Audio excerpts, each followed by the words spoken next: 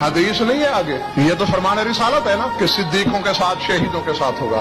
آگے ایک عالم کا اپنا قول ہے، میں پوری ذمہ سے بتا رہا ہوں، ہے عالم کا قول۔ انہوں نے بھی اسی بات کو لکھا کہ بھائی زندگی میں چاہے جیسا تھا وہاں سچوں کے ساتھ۔ اب کیا خیال ہے، شہید تو اسے کہتے ہیں جو زخم لگائے، زخم کھائے اور پھر مرے، شہید۔ آگے اس عالم ربانی کا اپنا خیال ہے، وہ کہتے ہیں میں یہ سمجھتا ہوں کہ علی کے حوادار کو شہداء میں اللہ اس لیے جگہ دے گا، اگر کسی نے میدان قیامت میں بکواس کرنے کی جرت کی بھی کہ اللہ میاں یہ تو ذبح ہو کے خون بہا کے شہید بنے، ان کو کیوں بٹھایا؟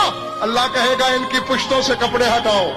اللہ کہے گا شہیدوں نے ایک دفعہ ضرب کھائی، اس نے 50 سال زنجیر چلائی، 40 سال چلائی، 30 سال چلائی، اور زیوں خدا کی قسم جب اس عالم ربانی کا یہ قول پڑا تھا اسی دن سے جیسے نماز قضا نہیں کرتے نا، میں نے زنجیر کبھی قضا نہیں کی، محض اسی لیے کہ میں بھی شہیدوں کے ساتھ، میں 2 ٹکے کا عزت دار آدمی ہوں، میری کیا ضرورت ہے، میں کون سا احسان کرتا ہوں حسین کے لیے خون بہا کے؟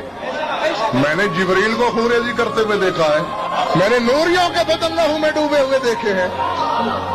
بس وہ حاضری لگائی جاتی ہے کہ 2-4 خراشیں پڑ جائیں، لدے ہوئے کے ساتھ قطار میں ہم بھی شامل۔ کوشش کرو، چلو زیادہ نہیں، زندگی میں ایک بار صحیح، اول تو مولا تمہیں توفیق دیں تو ہمیشہ ایک بار کسی نہ کسی طریقے سے سلطان کربلا کے لیے کوئی 1-2 لکی